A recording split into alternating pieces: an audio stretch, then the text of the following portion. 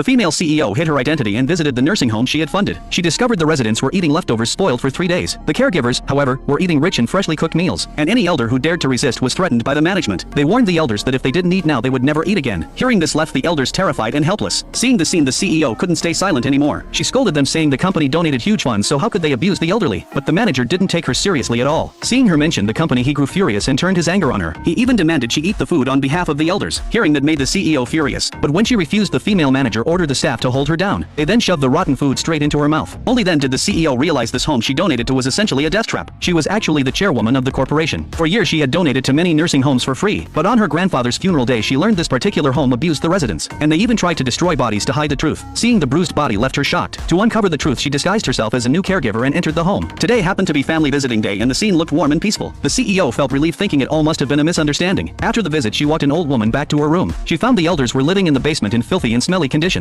She immediately asked why they weren't in the newly renovated rooms upstairs. The elders said the nice rooms upstairs were never meant for them. They were reserved for the management. Hearing this made the CEO furious. She spent millions building this home for lonely seniors only for the leaders to take it over. But worse was still coming. Just moments ago the caregivers acted respectful, yet now they showed open disgust. They even beat and yelled at sick elders. The CEO was about to intervene when several caregivers forced a group of elders into a room and ordered them to undress. Only then did the CEO understand they staged everything to avoid being exposed. They forced the elders to act and beat anyone who tried to escape. The elders never reported anything because the director handled all complaints. They didn't want to burden their children, so they endured hunger and abuse. But she never expected the caregivers to go even further. To cover financial losses, they forced these elderly people to eat spoiled food, while they themselves ate lavish meals, which led to the scene at the beginning. The CEO only spoke up for the elders, and the caregivers shoved a whole bowl of rotten food into her mouth. Now she finally understood this nursing home was a place that devoured people alive. She immediately texted her assistant telling him to come quickly. Her assistant rushed over with an inspection team, but the director had received a tip-off and staged a show with elders at the entrance. This made the assistant notice nothing unusual. Meanwhile, the CEO had been locked in the basement and the staff targeted her at every turn. The head caregiver ordered her staff to hold her underwater. Even the nearby elders couldn't watch anymore and told her to beg for mercy, but the CEO refused and said they would pay for this. The head caregiver wasn't scared at all, saying the director didn't care about those old useless people. She even bragged she wouldn't be afraid even if the complaint reached the company's president. Hearing that arrogance, the CEO stopped hiding. She declared she was the company's CEO. She thought the woman would back down, but the caregiver was utterly deranged. She grabbed a bucket of boiling water and splashed it on an injured elder's face, then mocked that boiling water could sterilize wounds. The CEO never imagined the home she donated to was full of such monsters. The head caregiver refused to believe she was the CEO. To teach her a lesson, she grabbed a wooden stick and beat her ruthlessly. An elder who tried to speak up was also beaten. The other elders finally couldn't tolerate it anymore. They had suffered enough and someone was finally defending them. They couldn't watch the woman die because of them, so they all rushed forward and held the caregivers down, buying the CEO time to escape. The woman didn't hesitate and ran out to find her assistant. She swore she would make these animals pay. Luckily, she reached them just as the assistant was about to leave. And what awaited them next was the CEO's most brutal revenge.